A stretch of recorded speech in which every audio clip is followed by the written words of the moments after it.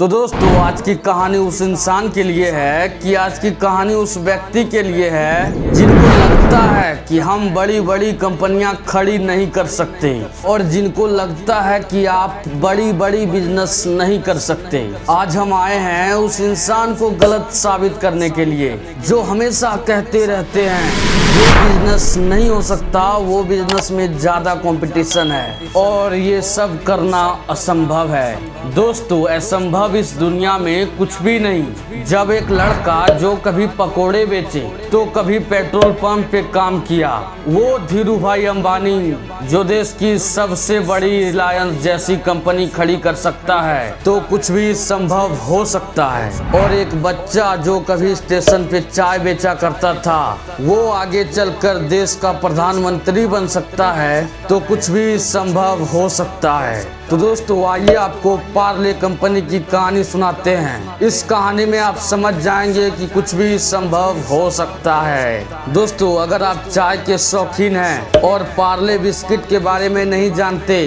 तो ऐसे होने की संभावना काफी कम है, क्योंकि दोस्तों ये ब्रांड तब से चाय का साथी बना हुआ है जब भारत आजाद भी नहीं हुआ था।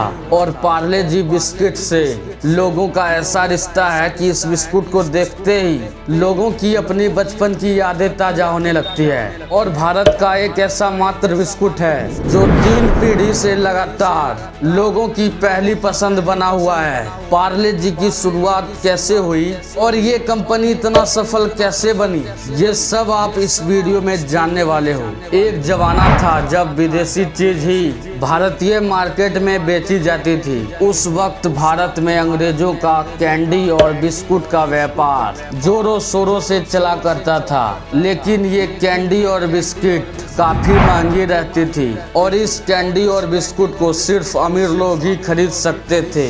लेकिन ये बात उस वक्त के व्यापारी मोहनलाल दयाल जी को बिल्कुल पसंद नहीं थी।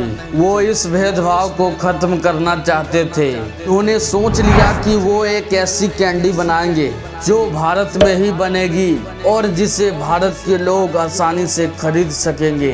मोहनलाल दयाल जी ने सोच तो लिया कि कैंडी बनाएंगे, परंतु इनके सामने बहुत बड़ी समस्या आन पड़ी कि उन्हें कैंडी बनाना ही नहीं आता था। लेकिन वो ऐसे समय में भी हार नहीं माने। वो अपने इस सपने को पूरा करने के लिए जर्मनी चले गए। जर्मनी जाकर उन्होंने कैंडी बनाना सीखा। जब उन्होंने कैंडी बनाना सीख लिया तो जर्मनी से ही उन्होंने 60,000 रुपए में कैंडी बनाने की मशीन खरीद ली।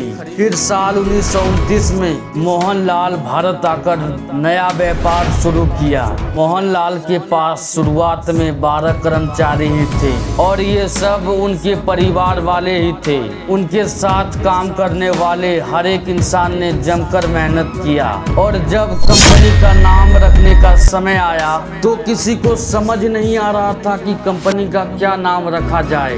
जब कोई नाम समझ नहीं आया तो मोहनलाल ने अपनी इस कंपनी का नाम उस जगह के नाम पर ही रख लिया जहां उन्होंने अपनी कंपनी खोली थी। ये कंपनी पार्ला में खुली थी, इसीलिए उन्होंने इस कंपनी का नाम पार्ले रख लिया। पार्ले कंपनी ने सबसे पहले ऑरेंज कैंडी बनाई थी। इस कैंडी को खास तौर पर भारत के लोगों के लिए ही बनाया गया था। पार्ले नाम की इस कैंडी ने मार्केट में अच्छा परफॉर्मेंस दिया और देखते ही देखते ये कैंडी बहुत फेमस हो गई।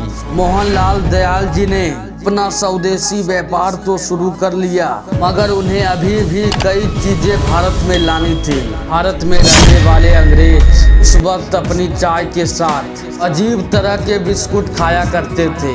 ये बिस्किट भी अंग्रेजों के कैंडी की तरह ही काफी ज्यादा महंगी थी। अब उन्हें भारतीय के लिए बिस्कुट बनाना था। यही सोचकर 1939 में उन्होंने शुरुआत की पार्ले ग्लूकोज की। पार्ले ग्लूकोज गेहूं से बना बिस्किट था। मोहनलाल ने जिस साल इस बिस्किट की शुरुआत की थी उस समय दूसरा विश्व युद्ध चल रहा था। इतिहास में ये बात भी लिखी हुई है कि भारत के तरफ से जो सैनिक युद्ध में लड़ने गए थे वो अपने साथ पार्ले ग्लूकोज बिस्किट साथ ले गए थे।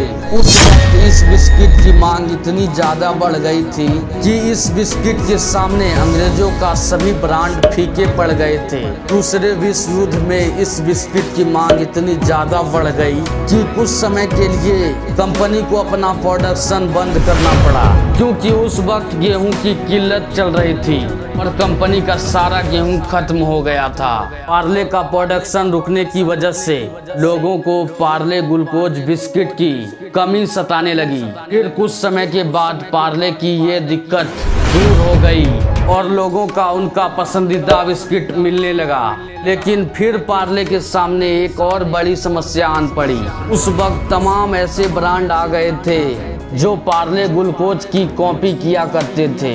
इसी के चलते 1982 को पार्ले ग्लूकोज को अपना नाम पार्ले जी करना पड़ा और यह नाम रखते ही पार्ले कंपनी बहुत तेजी से ग्रो होने लगी। जब मोहनलाल दयाल जी सीख के इतनी बड़ी कंपनी शुरू कर सकता है तो आप क्यों नहीं। जब मोहनलाल दयाल जी सीख के अपनी कंपनी को इतना ग्रो कर सकता है तो कुछ भी हो सकता है, क्योंकि अनपढ़ वो नहीं है जो पढ़ नहीं सकता, बल्कि अनपढ़ वो है जो सीखना नहीं चाहता, क्योंकि सीखने से कुछ भी संभव हो सकता है। बाकी दोस्तों आज की इस वीडियो में बस इतना ही। हमें कमेंट में जरूर बताइएगा कि सीखने से कुछ भी हो सकता है या नहीं। तो आपका बहुमूल्य समझने के लिए बहुत बहुत धन्यवाद। जय हिंद, जय भारत।